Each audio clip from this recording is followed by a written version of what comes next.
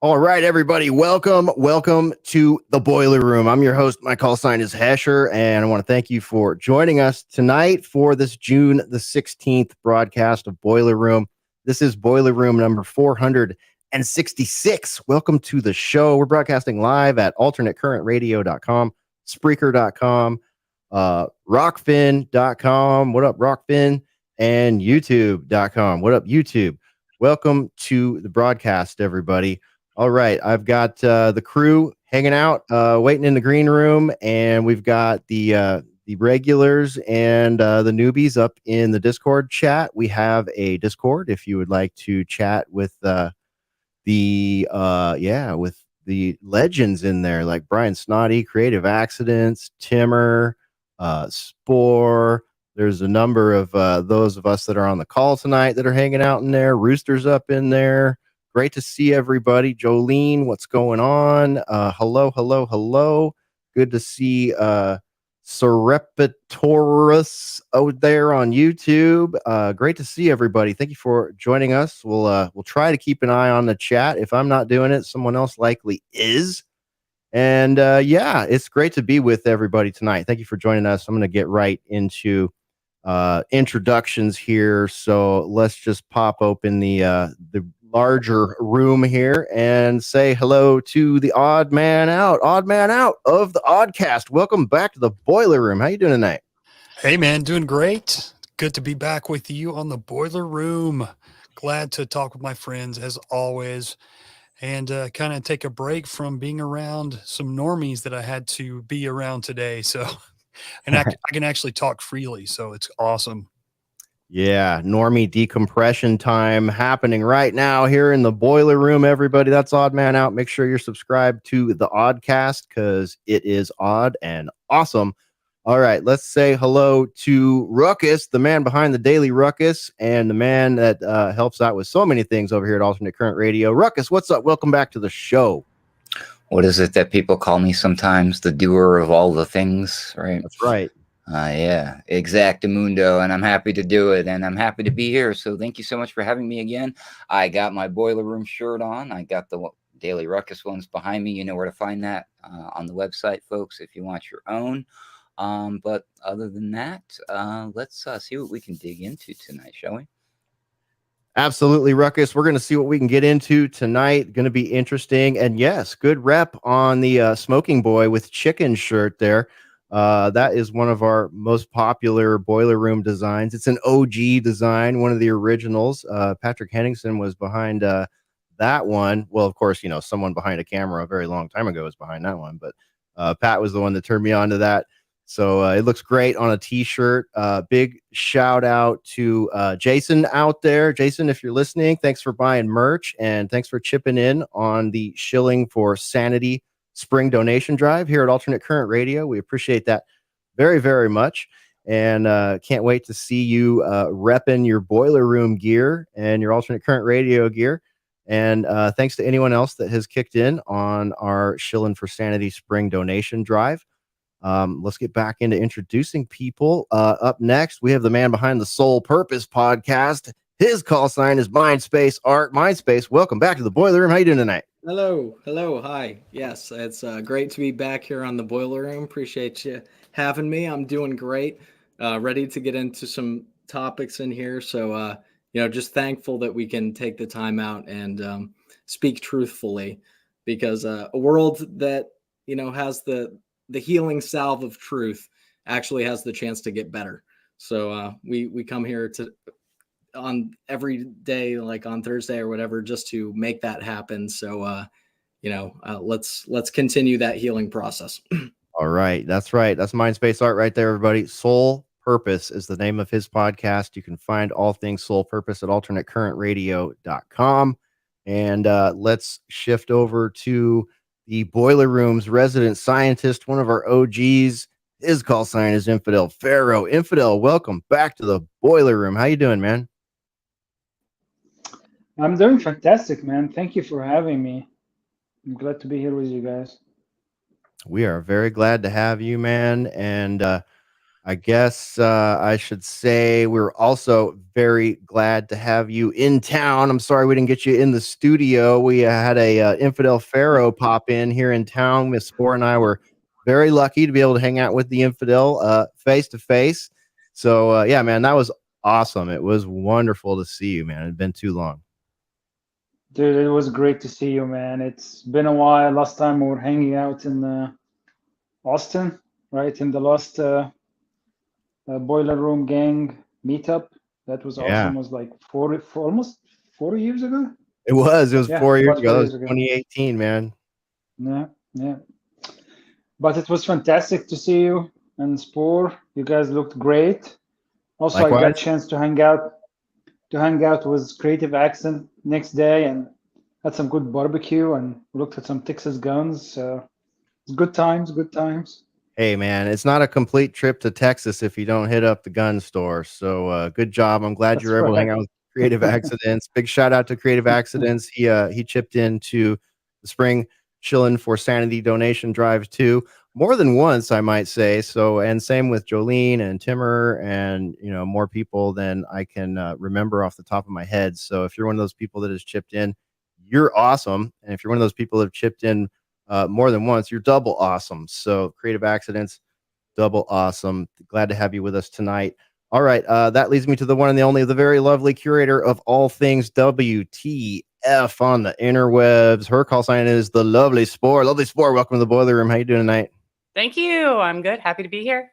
Oh yeah, we're happy to have you. It's going to be fun tonight, and I guess with that, it's time to do. Let's get some icebreaker going here. What do we got tonight, Spore? By the way, send me the link, would you, if you can multitask that to me? Yeah, you bet. Let me do that real quick. I guess I can't really multitask that, but there we go. That's all right. This one is from our darling Izzy Noel out of Australia. It's from the New York Post. It's titled "Woman Who Is Sexually Attracted to Planes Wants to Marry a Toy Boeing." A toy Boeing. Okay. Right. I'm just going to read this one to you. It's pretty short. A woman in love with a plane insists her desire is not a flight of fancy. Sarah Rodo, 23, even refers to the Boeing 737 as her boyfriend. She flies on the aircraft as often as possible and has 50 replica models of the plane at home. Sarah calls the Boeing Dickie and hopes to wed one day, even though it's illegal in Germany. The Dortmund resident identifies as an objectum sexual, meaning that she's sexually attracted to inanimate objects. She said past romances with men didn't get her flying high. She has also been in love with a train. Sarah said, "My plane is called Dickie. I love everything about him, but particularly his face, wings, and engine. They're so sexy to me." Okay. A couple more little quotes from her. There's a lot of pictures of her and her planes. "Some people don't understand my love, but my friends took my coming out very well and encouraged me." There you go. All right. Well, okay, Sport. Okay, champ. Looking good there with your airplanes. I gotta say, I sort of understand. Here, Sarah. In the sense that when I was a kid, I'm of the age that saw Top Gun in like whatever year that came out. I think it was 1986, and airplanes were so effing cool back then. I used to sit in sixth grade and seventh grade and draw fighter jets on my notebook and on the brown paper bags that we used to have to wrap our books in. Kids, can you imagine that? Can you imagine going to school, having no computer, having to have books, big ass heavy books, and then you're forced to do a paper project, crafting project, where you got to wrap your book in a brown paper bag that you got from the grocery store. You had to get it from your mom or your dad or from the pantry, whatever. A little bit of masking tape. Make sure that book's nice and protected, because if it's not, your teacher might shame you in front of the other students or tell you to go do it right then and there. So yeah, we used to carry books around anyway. I used to draw airplanes on them and stuff. My favorite airplane was the A-10 Warthog. I think that was probably my favorite at the time. I loved to draw that one. But it never gave me a tingling feeling down low or anything like that. I was mostly interested in the power, the speed, all that stuff, and of course the America factor. But yeah, okay, so we'll give her a slight pass there. Well, I Go think ahead. that's pretty normal, especially, for boys. They love trains, they love, tractors, they love planes, and in girls, I mean, there's lots of things, you like as a kid, but you don't necessarily want to have a relationship with it.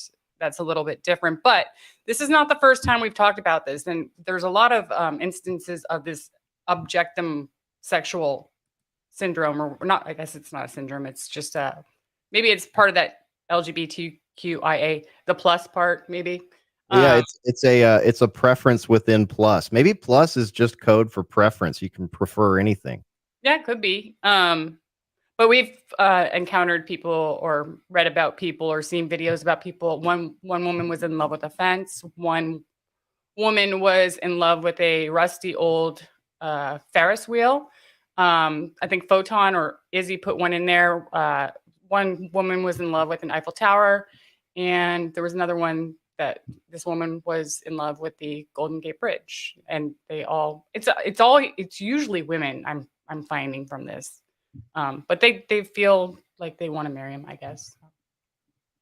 I also remember a woman that was in love with the sea. She wanted to marry the sea. Do you remember that one? Mm-hmm. Yeah. I remember that one too. And Yeah. a tree. There was a tree too. Oh yes, the tree hugger, right? And did you say roller coaster? I feel like there was a roller It was coaster. a carousel, but it might have been a roller coaster. But that was, I don't know, it was a long time ago. So Right. Well, that just goes to show, and Infidel probably remembers this. That just goes to show, like, how many years we've been tracking this whole thing, and it was much more of a oddity and a joke to us back in 2015, 2016. But now that we have 39 million genders and you can identify as anything you want, it's really sort of manifested. So this is sort of a throwback sort of icebreaker here. But Infidel, you remember some of these crazy things we've talked about in the past? Oh, I do, man. But Boeing 7, is it 737? Is that what she likes? Yes. Okay, good. Yeah, I mean, I don't blame her. It has pretty good thrust, so I can see why she would like it. It's probably the 737 Max, right? I think the 737 Max was The the one they turbo had. engine. Yeah. And then they have to decommission that one this year. So I wonder if it's a 737 Max. I don't know. All right. Oddman, what do you think? But aside from Go ahead, Infidel. no, I was just gonna say that aside from the joke, though, it shows like a complete disconnect of between people and what is actually the meaning of love and what is the meaning of relationships. It's actually a reflection of how we as society have actually disconnected from feelings toward other human beings, that we see each other as objects, and we cannot differentiate between what it means to have a relationship with a human and having a relationship with an object. And I mean, it seems that this person, I'm sure she has like some deep trauma. I don't want to judge her, but usually people with that sense, they have pretty deep trauma. But aside from the personal trauma that they have went through, I think there was a big campaign of actually mass propaganda trauma that was done from the media itself that actually deepened that dehumanization of other human beings. And I think that's what really caused that, I think, that drift to be bigger and bigger. And actually people now is like, what's the difference between having a boyfriend or having a friend and having just a plane or a toy as my friend? It's just, I see it as a reflection to where we are as a society, sadly. Yeah, that's my take on this. It's pretty sad, right? I mean, I remember not very long ago, A lot of women that age were looking to get an education or in the middle of an education or striving for a career or even building a family. Oh my gosh, building a what are you talking about? I don't know. Maybe I'm wrong, but Oddman, do you think she's gonna have a baby 737, a hybrid 737, or like how long can a human subsist in this state of infantilization, this state of arrested development? Like, is this person going to be 40 years old and still identifying as someone that wants to be in love with a toy airplane, or maybe she'll graduate to a full size 737? I don't know. What do you think? Well, I guess it kind of depends on if she is enabled, if someone's enabling her. Some of these people, I mean, I do feel for people who obviously have real mental issues, but now it's almost like it's popularized. You're kind of pushed to have some kind of issue, to make you feel special. And, I mean, there's all sorts of different reasons, I think, but yeah, you would think that you could only push something like that so far, and then you would just have to come to a realization that it's it's going nowhere. I mean, um, it's just a part of like last night, I was trying to tell one of my buddies about what a furry was. He'd never heard of it, What? and yeah, I couldn't believe it. And I was Wow. like, me and my old buddies, we've known each other for 20 plus years. And so I said something about a furry because we were talking about how crazy people are nowadays. And he said, "What's a furry?" And one of my other buddies said, "Well, it's when someone dresses up like a stuffed animal and fucks somebody else who's dressed up like a stuffed animal," basically. And he just couldn't, believe that people do that. And I was like, "Oh yeah, man, my daughter went to this, it's supposed to be like a school for gifted people, and she got to go for like her last year of high school, which we thought was really cool. But she got there, and I think I might have mentioned this before, but a lot of kids were furries, and they were deep into it, like very, very serious about it. So it's like we're just in that day and age where people are so, I think, so spoiled that they are, they haven't had to struggle, and so they're attaching themselves to these things that mean nothing, but they're different, and so therefore, they think that they do mean something, and it makes them feel special. And so it's, in the old days, we would have called this a mental illness, and we would have tried to seek help for this person. Well, now it's a virtue. Now you make the New York Post, you make the Sun, you make Boiler Room, apparently, if that is your thing.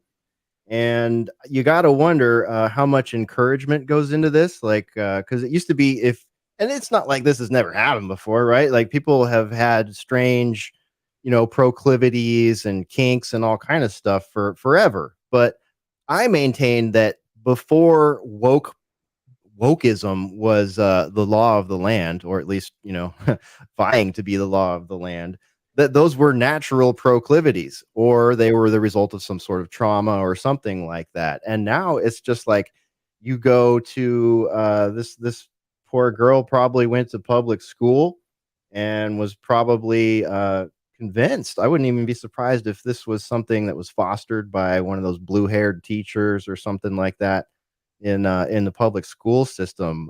Yeah, so I don't know, man. It's pretty sad. I think it's pretty sad. It's like, what are your? I would love to sit down with Sarah here, and ask her.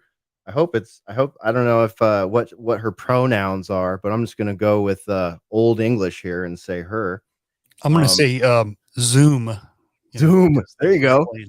There you go. Yeah. And also, by the way, isn't that a little inappropriate for her to assign a gender to her airplane? Unless, I mean, her airplane may have told her what its gender is. Maybe it identifies as a male airplane, male 737. That's a good question, Yeah. Yeah. Okay. Ruckus, what do you think, man? More of this stuff, falling in love with inanimate objects. Like it's not, loving people it should be easy. It's not always easy, but at least they talk to you and look you in the eyes. I mean, what kind of I don't want to rip on Sarah too bad, but what kind of dead soul does this poor girl potentially have? Well, I don't know what it's like to love inanimate objects, but I'd say I do, as well as probably a lot of the viewers can relate to hating inanimate objects. Yeah. Like I'm hating my computer right now. The fan is getting loud. I apologize. Listen, I have to correct you guys about how it's usually women. You forgot about the story about the dude with the ashtray. Oh my gosh, you're right. Another boiler room there. Yeah, he Another. wasn't in love. Maybe he was in love. Maybe you're right. I just knew he liked to have Okay, sex well, his was more of a sexual thing. You're right. Okay. with them, but And I thought the same thing with this chick, but it's probably, you know, there's more to it. Now, the other thing I'm curious about is it's not exclusively this toy she has. She's in love with the plane, the real plane, the idea of it, the concept of it, and she just has all these different toys and model versions of it, right? Mhm. Okay. So, and then Infidel made that joke about the thrust, right? Well, she's going to love the Bombardier 8000, which is the world's fastest private jet. And you can hear about that on the most recent episode of the Daily Ruckus, for real. I am curious who in that relationship technically wears the pants. Does that mean neither of them? Yeah. And let's just not beat around the bush anymore about this, folks. This is just straight up sexual degeneracy, and that's where we're at. And, you know, it's fine for people. A lot of people have fetishes and whatnot, but now it's like it's glorified and in your face. I mean, kids are going to see that or could see that one day and be like, Mommy, what's an omni object sexual, whatever the heck it's called, right? You know, and like she might have been one of those kids that saw the woman that 10 years ago fell in love with the Eiffel Tower. Okay. Yeah. Right. And then the other thing is to that thing is this is like 20 years. This is so many years on. Okay, folks, I graduated in 1994. And then when I went to college, in college for the freshmen, they did this thing called a purity test where they ask like 500 questions about like, have you ever done this sexual thing, right? And there's a list of so many crazy, disgusting things I've never heard of in my life. And the idea is that if you have done those things, you mark down a point or whatever, and then like you deduct it from 100. So if you've done so many of those things, and then my purity score is 80%, that means you've done 20 of these things in this list. I mean, they started out innocent enough, and then it got to like necrophilia and like pooping on people and all sorts of crazy stuff. So there's lots of weirdos out there, folks. I promise you, this is nothing new. Yeah, and now that they probably still have that test, but they flipped it and reversed it, you know, because we live in Willy Wonka world now. So, you know, strike that, reverse it. Now you add points if you've done necrophilia or whatever. You can offset your carbon footprint by doing more of these disgusting things. There you go. Well, you're definitely not going to be adding any children to the world unless you get out of that phase. But, you know, when the whole world is supporting you that this is not a phase, you know, you may just live out the rest of your life like some kind of child, absolute child. So I don't know. Let me check in with MindSpaceArt here. MindSpace, I understand the human object interface in a way where it's like I'll use like my car or my rifle as a metaphor here. Like I have like those things are an extension of me. You know what I mean? I have a relationship with my rifle. I have a relationship with my car, with my clutch, with my accelerator, my brake, my steering wheel, you know, all that stuff. Like I consider those things a human / technology interface, you know, and I do consider those things that are an extension of my abilities to be something that I somewhat have a relationship with, but I'm not clouded to think that, you know, my rifle loves me back. Well, actually, I think my rifle probably does love me back, but, you know, that's about as far as I can take it, man. So I don't know. What do you think about this one? I would say it's plain as day that this woman needs help. That's pretty much my assessment. However, think about what the resources are for such a person in our modern day, right? With, let's say, the primacy of like psychology. So, you know, in the past, it might, if we had maybe more of a religious bent to things, it'd be like the idea of like a confessor. You go and you say, hey, I've got this weird proclivity, this, but it was a thing where it was like wrapped up into it was the sense that that's not correct. That's not normal. Nowadays, what's the modern confessor is the psychologist or the therapist couch, where they're not only going to like enable you and say, oh, no, this is normal. And here's why, right? We can rationalize it. We'll take something out of the book. We'll give it this name, whatever you said, object attraction or whatever the hell. Slap a label on it. Who cares?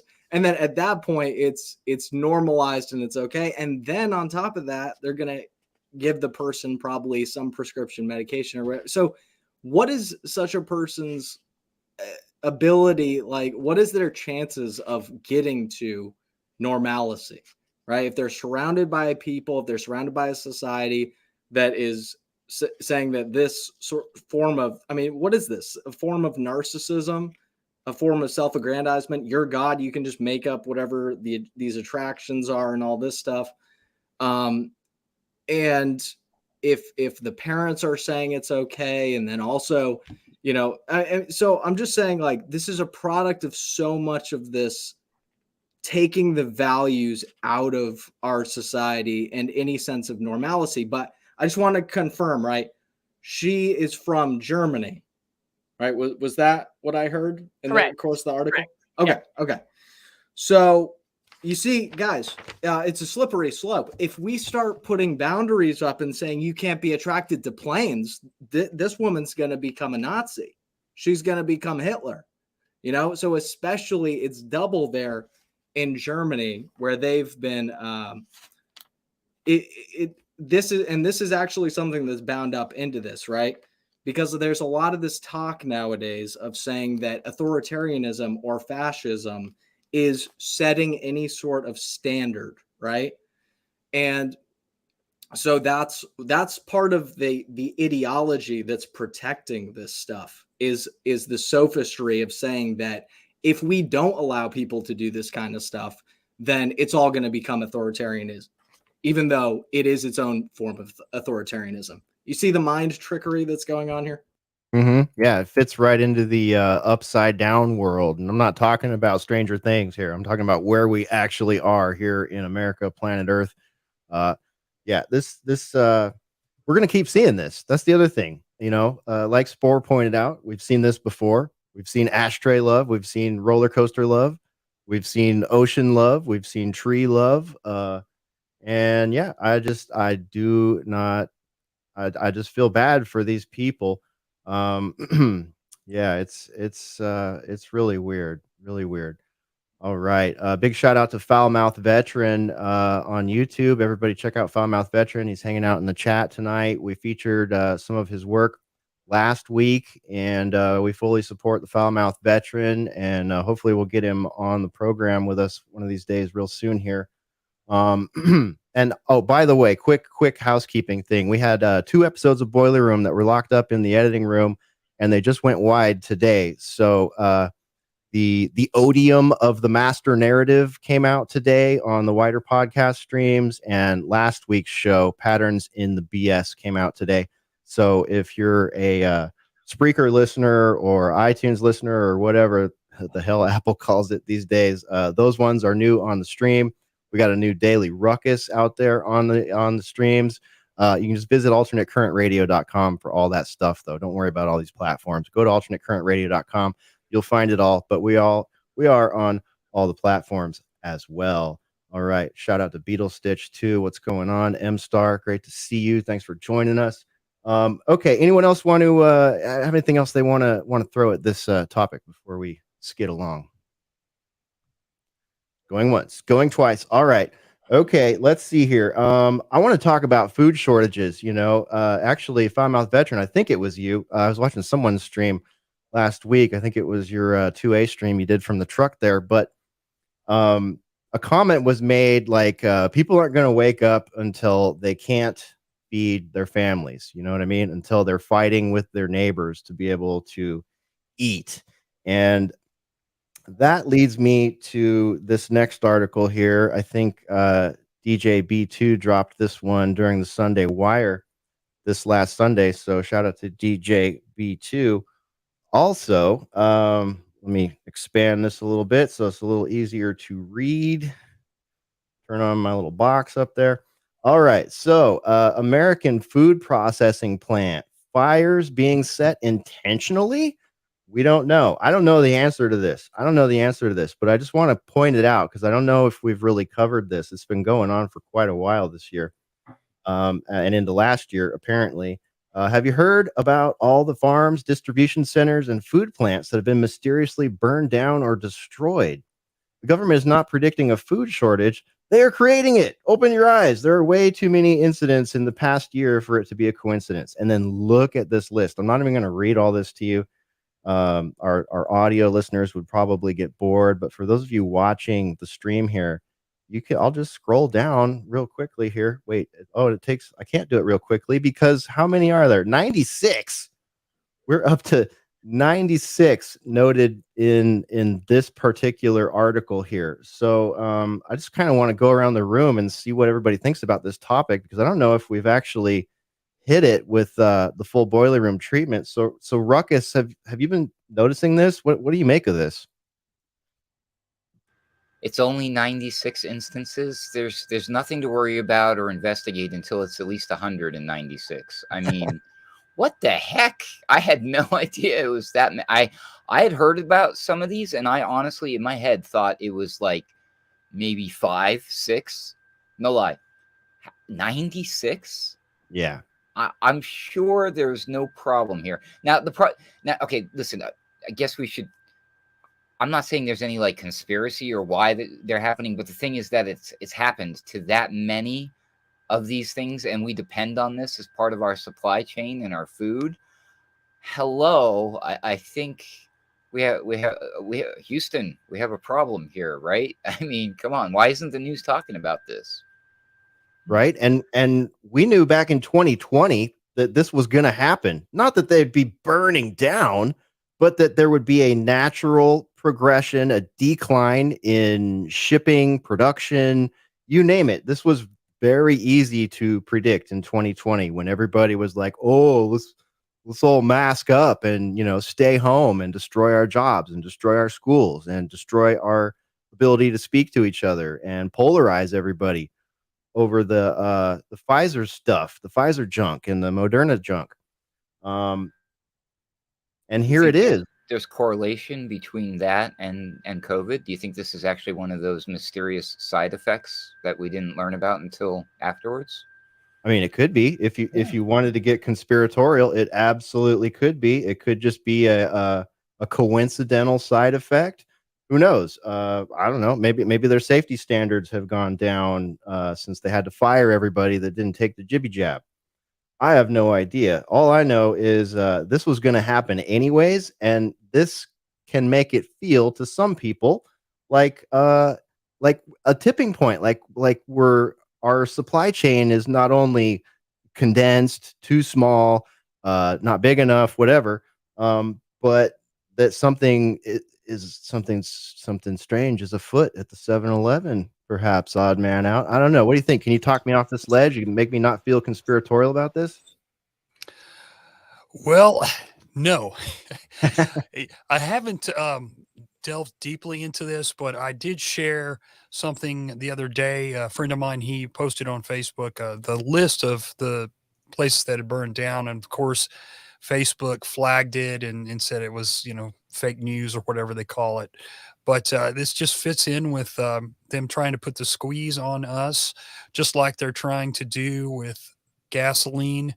And it's like you said, what will it take to make people wake up and realize that there must be some purposeful things going on? We know the gas thing's purposeful. They could do a million things that would stop that whole high prices of gas thing here. But it's really getting disturbing. And I've talked to people in other parts of the country that are feeling shortages in certain items.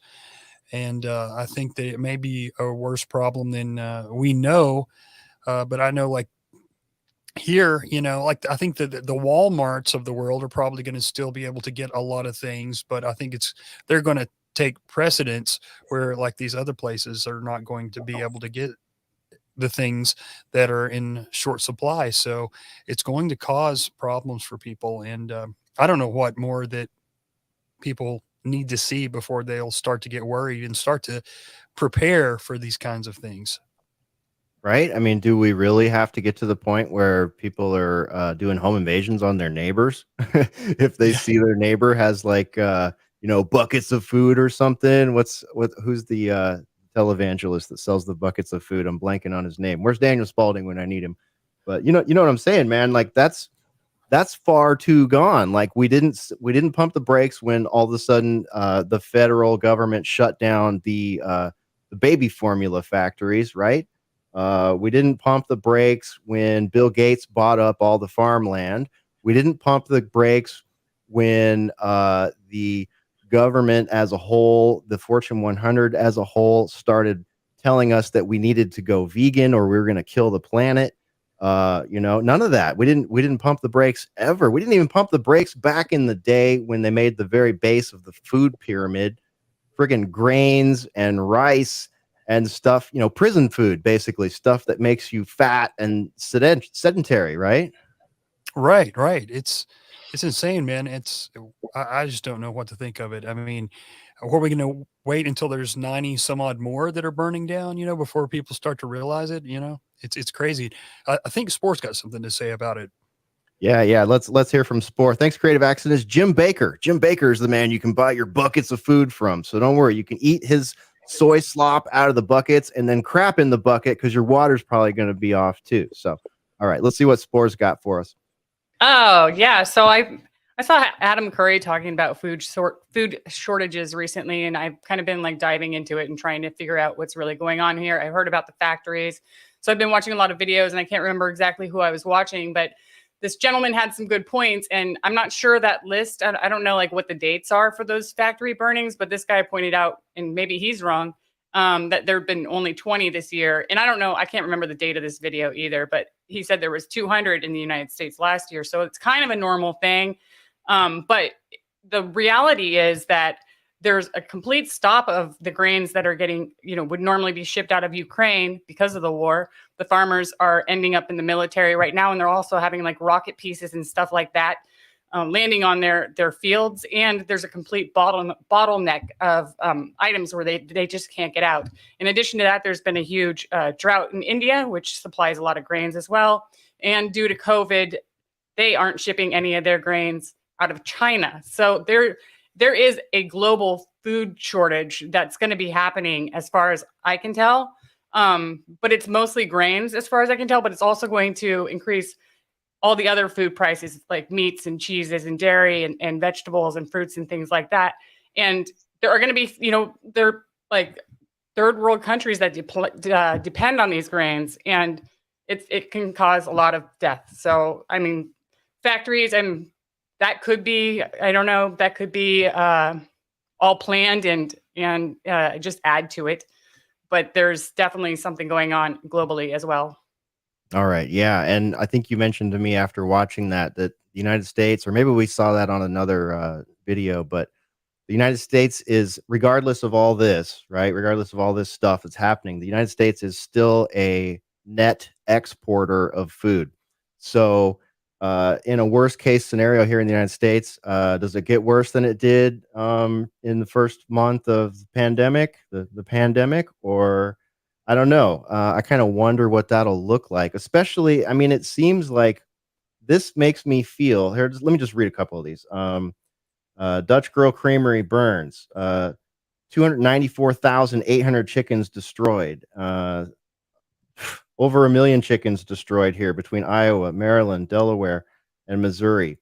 Let's see here. We've got a dairy farm burns. We've got, another, look at this one, 2,750,700 chickens destroyed at an egg farm in Wisconsin. I could just keep reading and take up the rest of our time.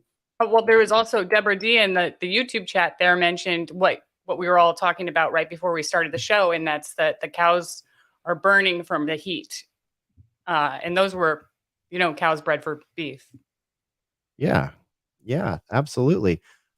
We have that story coming up here. We'll hit that one next for sure, because I'm really curious to hear what everybody thinks about that. I am not a farmer, just like I am not a biologist. Shout out to the Mystical American Patriot Society.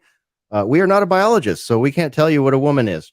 I am not a farmer, so I can't tell you what's going on here, but I can tell you that we have a friend who's a farmer, and we know that the cost of their commodity prices are way up, right? That sounds good, right? Farmers making more money on wheat and soy and all that kind of stuff.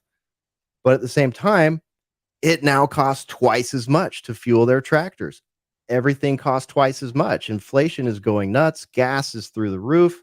And he was telling me recently, shout out to our farmer friend. He was telling me recently that he doesn't know a single farmer that doesn't have to take out a loan each year to pull it off. And yes, there's a fertilizer shortage. Also, ammonia products, all of a sudden, very difficult to get. We have another friend who works in the ag industry, and he actually sources things like fertilizer for large farms in Brazil. And he was telling us that he's calling people in Brazil and saying, "Hey, I can get this for you." And a few of them told him, "We're not planting this year." So that's another thing that's going on, is people just aren't planting there, and sometimes that's incentivized by the government. So we got all that going on, and then let's also not forget they've just completely killed family ranching and family farming. We're in one of the last states where that's still going on here in Texas. Everything else is giant big business. So there is a bit of a perfect storm here. It feels almost like a full spectrum warfare. And isn't it also interesting, Infidel Pharaoh, that Gil Bates has bought up a ton of our farmland here in the United States. Someone in the chat mentioned China. China owns a ton of our farmland here. So yeah, this could be some sort of a perfect storm here, and it sure feels like a lot of this stuff is being manipulated or sort of allowed to fail. It is, and then here is what's interesting. I'm looking at the data. So actually, U.S. is a negative importer of beef. So they export. Yeah, they export 2.96 billion pounds of beef. So that's in 2020, and they imported 3.34 billion pounds of beef. So, like, it's interesting. Like, what are we exporting if we are importing more? It just, something doesn't make sense here to me. But to your point, I think it's all of it is, I hate to say that, this is speculations, but we see, in general, we saw that in oil, right? There is a price hikes in cost of fuel and cost of, and they're trying to blame it on Putin, but we know it is because of policies that is being pushed by this administration. We know that basically them not giving licenses for drilling. In 2020, before Trump left office, we were in it. Basically, we were actually exporter of oil. Now we're going back around and like begging like Venezuela, the one that we call them like dictators, and wanted to overthrow him. Now we're like, kissing his butt to give us oil. We're going back and saying Ben Salman is okay, after we like, brutally like criticize him for Khashoggi and all those Democrats, right? But now he's going to visit him to give us oil after putting policies that actually got us where we are right now. And honestly, it is part of, when you look at it in the bigger picture, it is part of using that to push their green agenda. And I can't help myself to think, why wouldn't be the same for beef production too? Like, why would it say, okay, well, let's just, we anyway want to fade beef away, right? This is like, we don't want cow farts in our country. So let's see how we can get rid of that.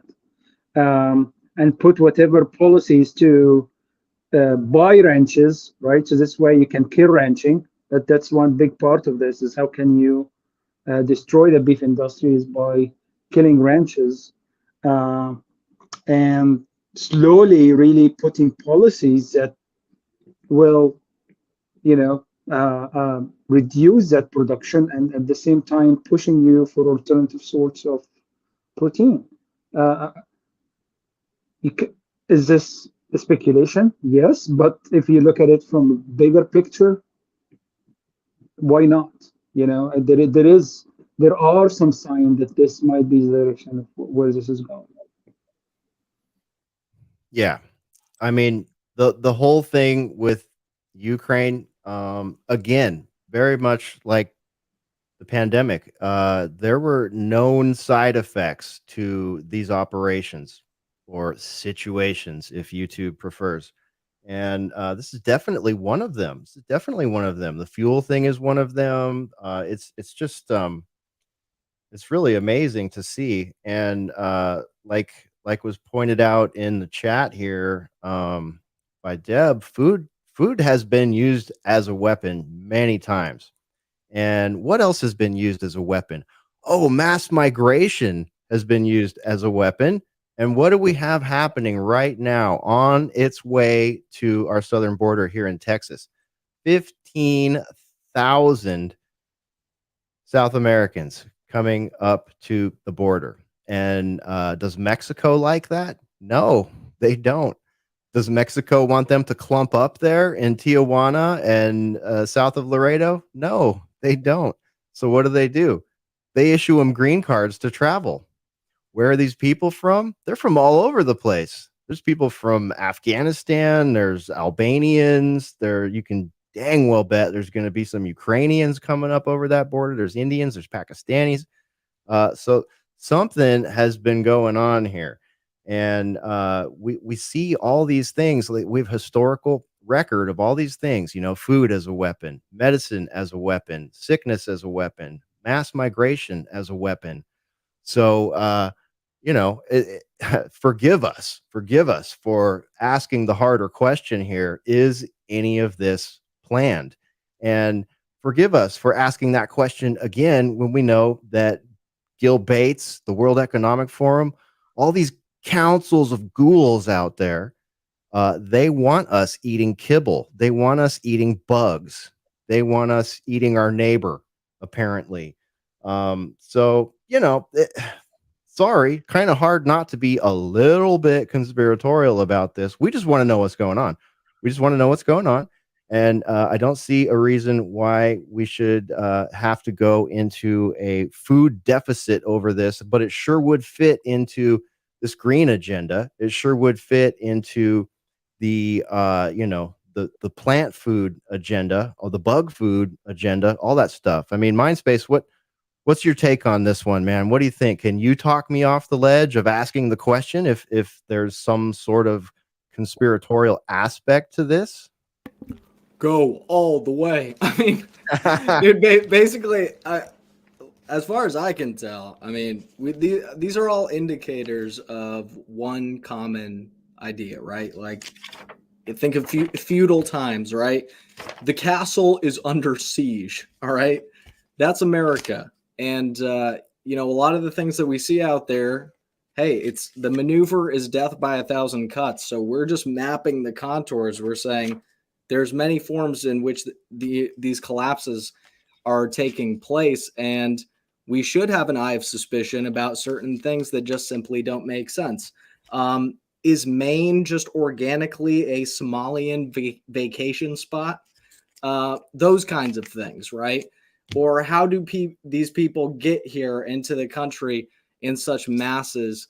Is it just by accident? So we have to ask those kinds of questions. And that's not being bigoted. That's not being rude. That's actually just a healthy thing where it's like in a cell, right? You got to have healthy walls to the cell so that you don't allow things from the outside to get in and potentially malfunction the integrity of the cell, because it's a self-contained system that is necessitates the health of everything that's within the boundaries of the cell. Well, that's not going to mix well necessarily when you just have a ton of people who are flooding in. If you follow that cell analogy idea to its conclusion, and I think that we can, because why is it that under this administration we have so many millions of people coming into our country? It's don't we have other fish to fry? Like, don't we have other things that we? But here's the idea, of course, because the American people always come last. We are always last on the list. And, they don't care about our priorities. They don't care about our destiny or our health, our longevity, etc. Which is why a lot of the time we have to step up and stand up for ourselves and say, this is my country. I'm going to defend it. I'm going to, try to increase the health of my people here. That's we got to look to each other for that strength and to build each other up so that, even if they're throwing all of these arrows into the mix, that at least we can stand tall on our own merits and, build systems which are amongst ourselves instead of being reliant on these systems, which, as you can see, can just go up like a tinderbox at any time and be taken away from us. Yeah, man. There is no incentive for an American to run a farm anymore. There just isn't. I mean, it's virtually impossible. And I'm not a farmer. I'm not an expert, but I know a farmer, and he's made it abundantly clear to me that the only way someone takes on farming now is if they inherit, like Oddman, say your wife, her dad owned a farm, a giant family farm, and you inherited that from him one day. That would be one way a person could get into it. But even then, they got to deal with all these bogus FDA regulations. They got to deal with, the encroachment of the bug eaters and the Soylent Green peddlers. You know what I mean? It's not the kind of thing that you and I, even if we were like extremely financially solvent, could run to the bank and say, "Hey, we could go to the bank and say, hey, we want to start a business," and they'd be like, "All right, what are you guys into?" And we'd be like, "I don't know. We want to make these cricket bars. We want to sell people cricket bars." No problem. We got factories from China that'll send you over the stuff for that. We'll support that business, whatever. But if you and I tell them, "Hey, we're going to start a chicken farm or a dairy farm," they'd be like, "Okay, well, your combine is going to cost $800,000. It's going to cost $3,000 to fill it up with diesel every time you want to use it, and then you got to get past all the regulations, and those have made it such that there's no incentive for that. It's like it's not a business that a bank is going to support at this point."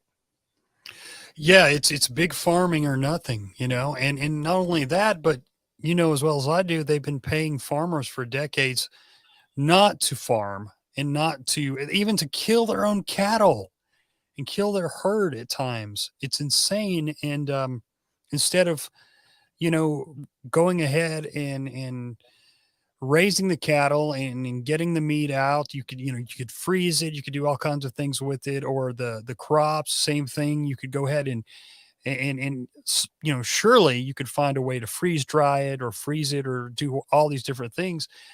But no, they make them just burn it or just get rid of it. So it's just insane what our government's doing. It blows my mind. Our country was based around farming. Every family had a farm, and I'm not saying I want to go back to the days of working, from daylight to dusk, but it was a time when people at least knew that they were going to be fed and they knew where their food came from.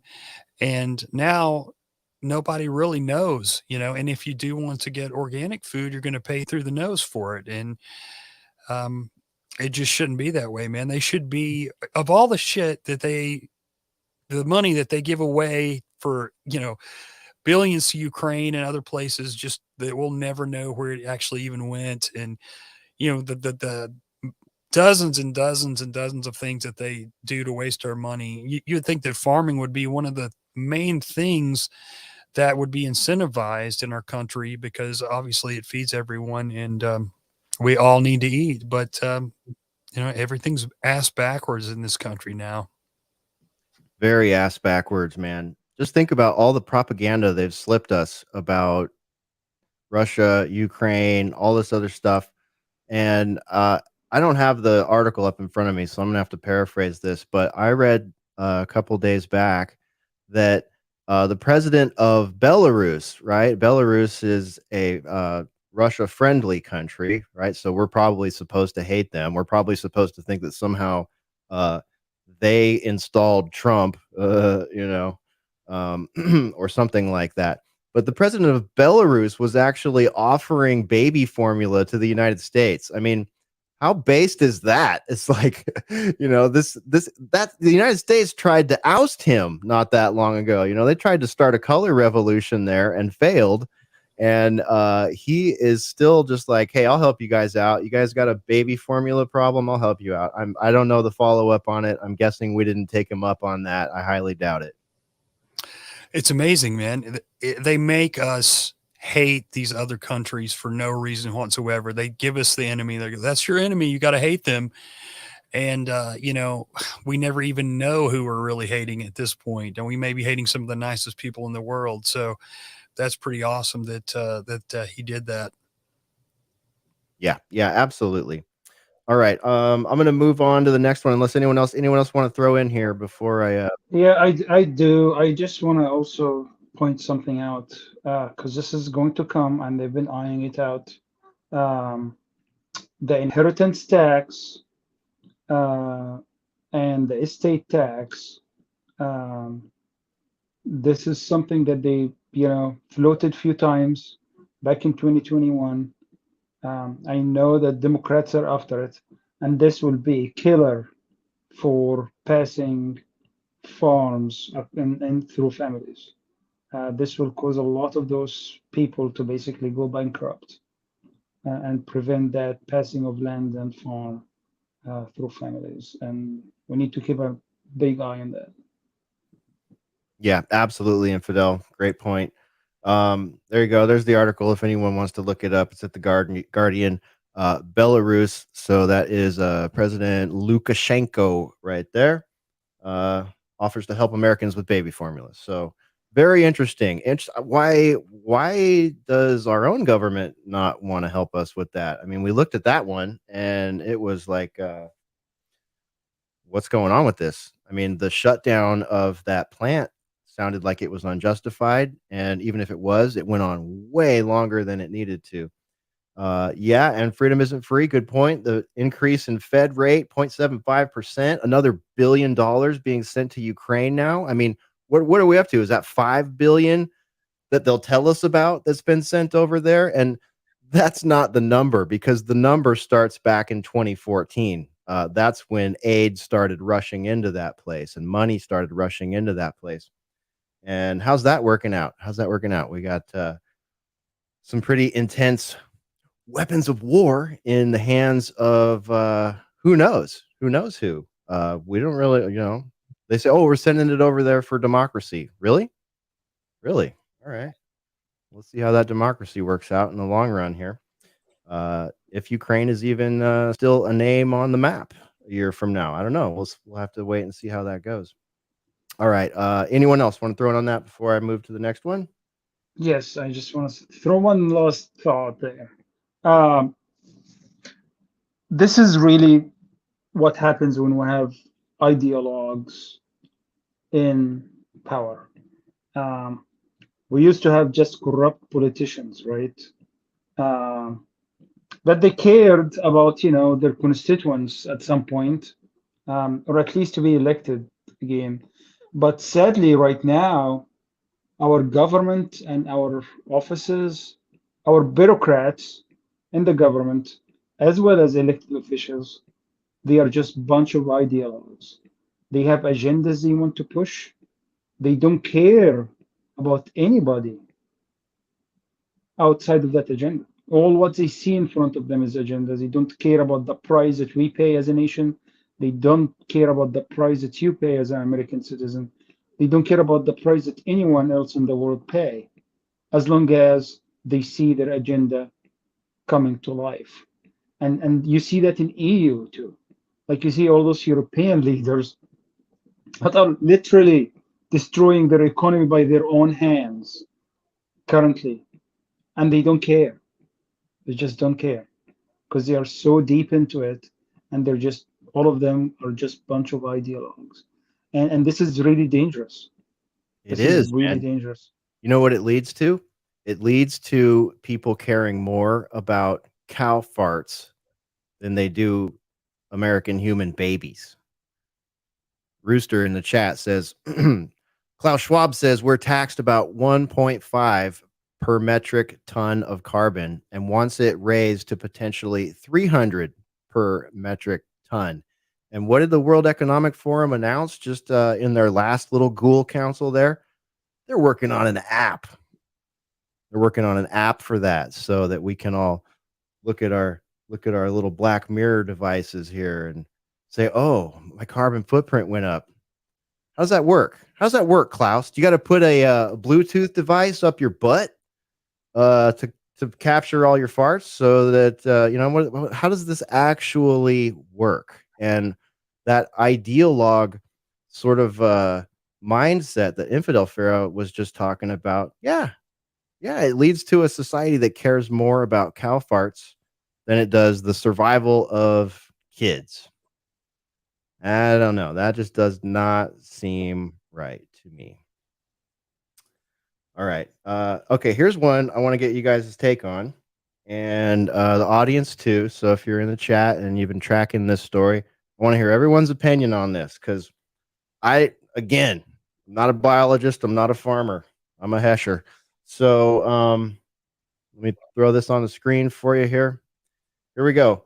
Out of CNBC, actually out of Reuters, republished by CNBC here. And look at the one tag they put on it is climate right up there at the top. They got climate up there. Heat, humidity kills at least 2,000 Kansas cattle, says the state. Extreme heat and humidity killed thousands of cattle in Kansas in recent days.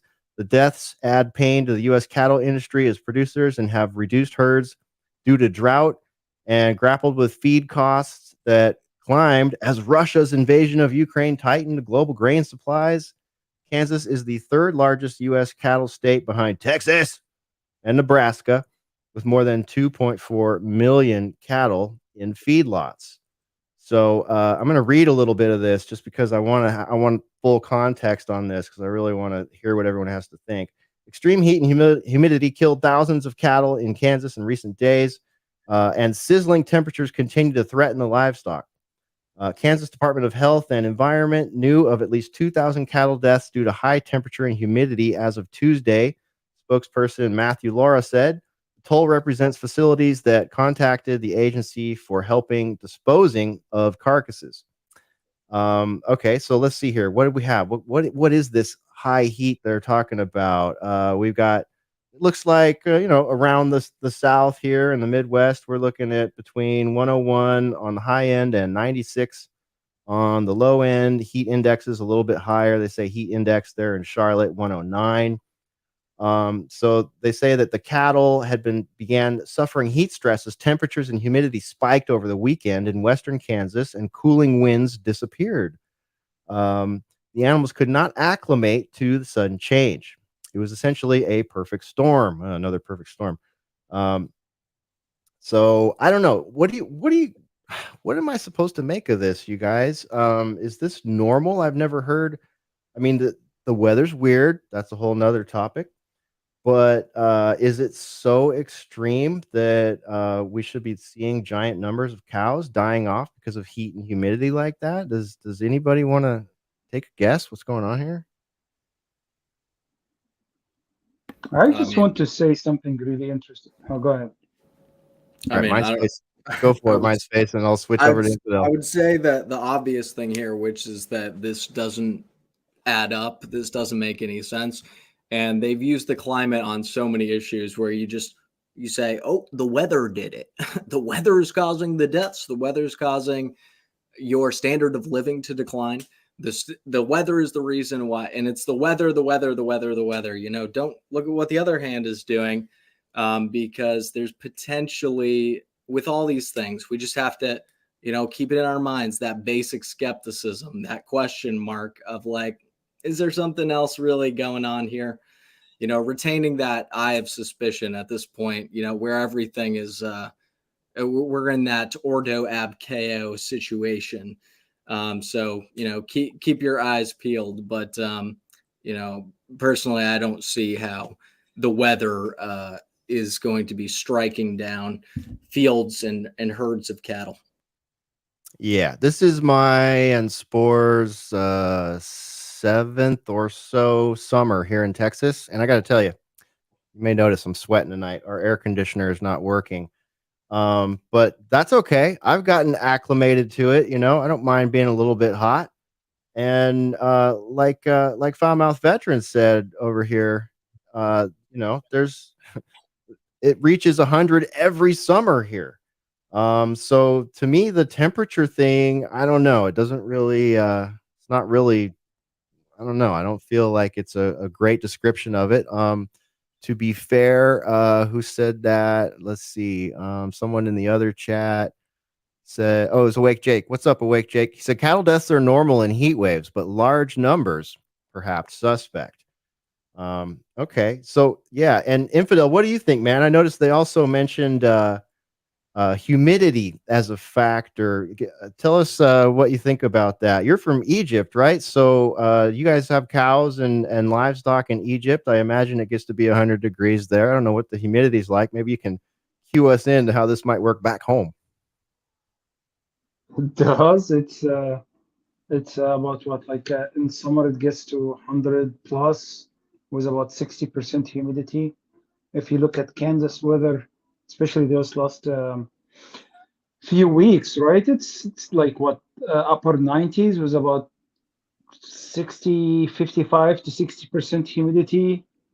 I compared it with the Texas weather around the same time. It's the same. I compared it with the Tennessee weather. It's about the same. So I'm not sure why specifically Kansas. That would be a problem. But I when I was reading this article in another link, what's interesting about it is one of the ranchers said that was happening more on feedlots, not in free range or free grazing cows. So I don't know how that is tied to really the malpractices of some of those, meat production facilities. I mean, we all know the inhumane nature of that. So it can be tied to this. I don't know, but it just sounds fishy, given that really I don't see Kansas as a unique situation compared to the remaining states. I also want to add one thing here is as we going back to the stupidity of our government, uh, the Biden administration just came out and to combat fuel prices, or they think to combat fuel prices, they started to they raised the limit of the ethanol to be blended with fuel. Oh, I saw that. Guess That what made me will mad. guess what will be the impact of this? Do you know how much it takes to actually how many pounds of corn? It takes about 60 pounds of corn to produce 2 gallons of ethanol. Think Amazing. about the impact of this. Think about the impact of this on cow feed, on our livestock, our food prices. And also think about how shitty ethanol is on our on car engines even. Like it's actually, we know that it's high ethanol gas is bad for car engines. So this is, here you go. This is a clear example of an administration that's going in with some freaking ideology for green, whatever the hell it is, and they are pushing for ethanol. That study shows after study that it's bad impact on environment. It's also going to negatively impact prices of produce in US, Yeah. but they don't care. No.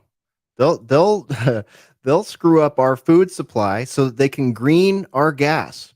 Whitebird says ethanol 85 F's up pre 1990s engines, small engines. So there's a great way to get older cars off the road. You know, a lot of people have wised up and they're like, you know what? I don't want a car with a computer in it. I don't want a car that needs a computer technician to be worked on. I don't want a car that was made in Korea that starts fires under the hood while you're driving it. You know, there's a lot of us that feel that way. And many of us drive cars that have to take 93 octane. Mine does that. I can't go get the cheap gas, the gas that's $4.69 a gallon right now. Mine's over $5. And you want to throw extra ethanol into my system? No way. No way. And you want to starve people over it? There was another great point made in here by Just Cause 75. Is talking about some of the incentives and stuff like that. Like a lot of farmland is incentivized to grow corn that is not edible. It's not even edible. It's for, for poisoning other animals that live on feedlots. It's for making poisonous high fructose syrups for poisonous dog food. You know what I mean? There's all these industrial reasons to grow inedible corn, and you dang well bet that's GMO stuff. And Ruckus, what was the name of that guy you featured on the Daily Ruckus who wrote the book about GMO stuff? He was one of the Jeffreys that you had on there. I know, Jeffrey M. Smith. That one. Yes, Jeffrey M. Smith. Yeah, he did. Oh crap! What was the name of that one book? I forgot now, but yeah, he's all into all that crazy stuff. There goes my fan. It stopped. Oh my goodness, I love it. Careful, you might be turning the girl on that loves airplanes. That might sound like a jet spinning up or something. All right. We're good. Seeds of Deception. That was what I read from, but he wrote books beyond that. I had read another one by him years ago called Genetic Roulette, I think. But in that one episode of mine, so you can find that on Spreaker until I get all my old episodes back up on the new website. It's definitely in the archive on Spreaker. You can find the open mic night with Jeffrey M. Smith, but we learned together, Hesher, that there's all sorts of fishy stuff going on with this GMO thing. So, there could be a lot of layers to this particular conspiracy onion, Mm-hmm. Yeah. It's really frightening. It is. And I love the subtitles on Jeffrey's books. So you got Seeds of Deception, exposing industry and government lies about the safety of genetically engineered foods you're eating. And the other one you mentioned, Genetic Roulette, the gamble of our lives. Yeah, no kidding. That's powerful stuff right there. That is very powerful stuff. And Infidel, what you mentioned, I think you hit on something that is critical here. These are cows in a feedlot. A feedlot. That implies factory farming, right? That is one place where I will agree with some of the don't harm animal people. If we had family farms, heritage farms, cows would be being treated properly, right? They would be being put in the shade. They would maybe have some water sprayed on them or something like that. I don't know. I'm not a farmer again, but I know that a family farm, a heritage farm, would not allow 2,000 cows to die of heat. And someone else in the chat, it's scrolled past, sorry, I can't shut you out, but someone else in the chat noted, actually, I think I might have pasted it into the YouTube chat here, but a lot of times they'll let cows get too old. I mean, it's very possible that these cows were going to die anyways, and this is just a convenient way to spin the news, right? Take an opportunity to promote propaganda that underscores the whole green agenda and the Great Reset. And what's so great about this reset? That's what I want to know, because I'm seeing war in Europe. I'm seeing us sending $5 billion worth of weapons of war to a country that no one even knew where it was until a couple months ago.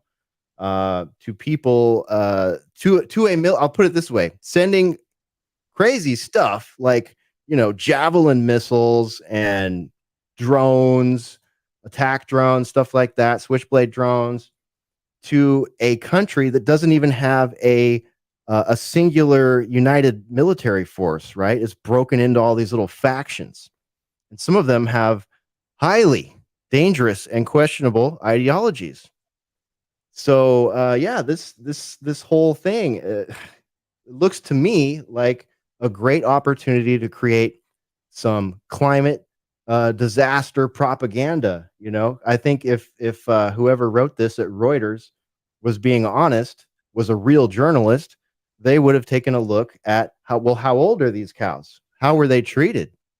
Where were they when they died? You know what I mean? There's so many interesting questions, so many journalistic questions that could be asked about a story like this. And do we see any of that in here? No. We see extreme heat and humidity killed thousands of cattle. What can we? I am not a journalist either, but somehow I have come up with better questions than the person that wrote this came up with. They're not getting any burning questions answered. So I guess I'll leave that one there and open the floor if anyone else wants to jump in on this before we go to intermission. It can't be coincidence that both Media Bear and myself in two separate chats said practically the same thing. By the pricking of my thumbs, something wicked this way comes. Whoa, that is synchronistic, creepy, and cool. You guys are awesome. Yeah, that's a perfect quote right there. All right. Anyone else want to throw down before we go intermission? All right. Going once, going twice. Yeah. Their Great Reset. I'm going to borrow this from Oddman. Their Great Reset is our not so great reset. Their Great Reset is us getting lied to on every single topic that the media can possibly come up with.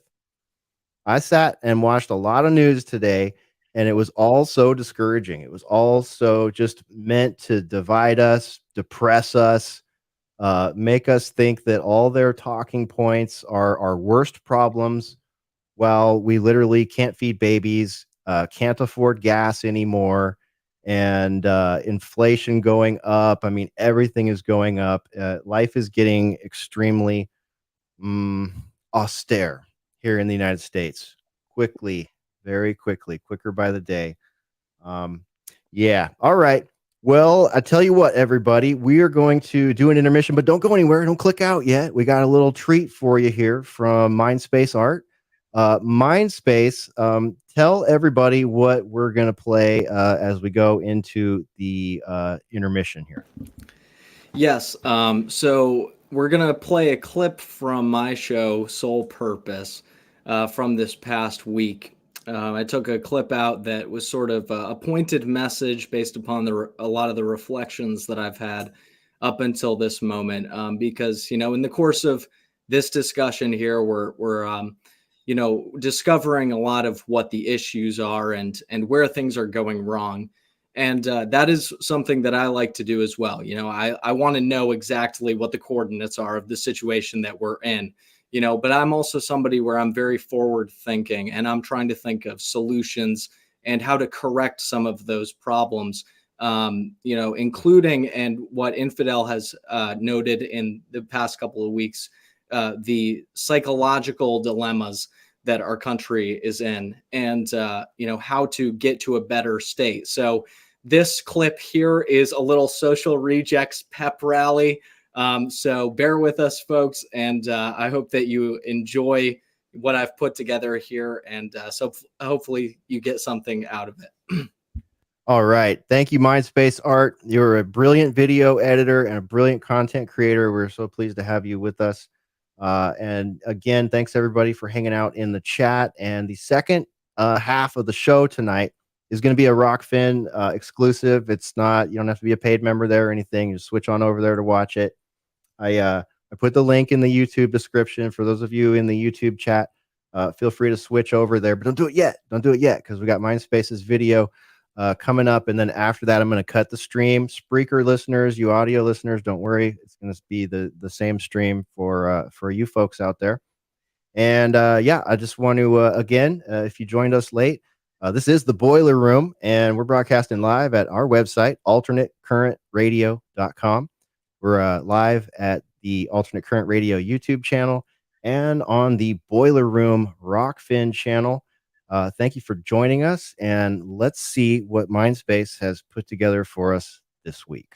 You know, the concept of devotion, of humility, of recognizing that there's a transcendent truth, right? That can help people to get outside of their bubbles, which is what we're trying to do, right?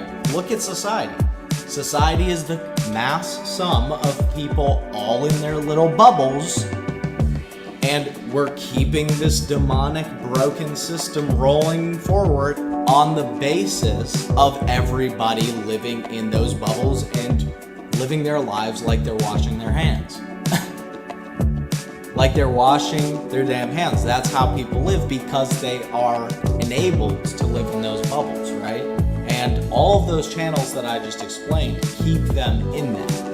And it does not pose the question to them as to what it is that they should do. Asking themselves, what is virtue? What is the purpose of life? Why am I doing what I'm doing? How should I think? How can I formulate my own thoughts? What is thinking? How are words constructed? What is the meaning of words? At least these are questions. The pins go pop, and then suddenly the person is out of the bubble, and now they're a part of a reality that doesn't have them at the center, but symbolically you could say God is at the center, and that widens people's perspective, and then they look at the world in a different way. And that's what we need to do. We need to get people to look at the world in a different way. That's the whole essence of why we even engage in discourse. That's why we show up and talk and get on the radio and put forth our words and our thoughts, because that's what it's all about. And it's about improving people's thinking. It's about helping them along into a direction that is more in alignment with what's true. Because again, this is about the correction of relativism. And so here again, these are the things that I list that are part of the problem, that are the major things which need to be corrected. Relativism. That could be morally, your attitude towards life, okay? This is a problem that most people have. Secondly, solipsism. That's the bubble. That's the egocentrism. That's the self-worship. And then you could also say materialism. Okay, focus on the here and the now, your swim lane, your possessions, getting money, all that. Okay, there's like a trifecta there: relativism, solipsism, materialism. A conversation that is based around these kinds of topics, had at a wider scale, is actually going to lead to that continual improvement, the making of popular what has thus far been unpopular, which is health, competence, capability, confidence, wisdom, salience, thinking on higher-minded things, thinking on spirituality, putting the puzzle pieces together, seeing life at a meta perspective. I imagine a world where that's the case, where we emerge from the chrysalis, right? It's like a butterfly that flutters by, and we're out of the chrysalis, and we're looking around, and we see we're all butterflies together, and we're flying, and we're around each other, and we're learning, and we're going to that greater height. And that's what the image I see of the social rejects. I see us like that.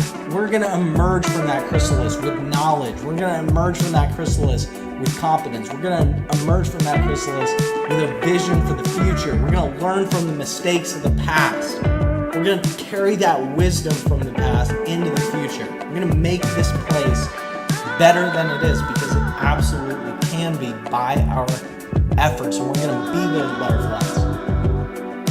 And we're going to have a better life. And it's not going to be like this, you know? But that's going to require that we learn.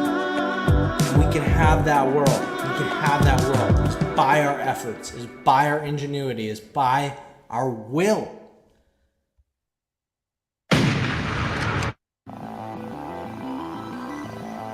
Coming up next, more thought crimes from the Social Rejects Club on The Boiler Room, here on Alternate Current Radio. All right. Join us on Rockfin for the second half of the show. Link is in the description down below if you're on YouTube. We'll be right back.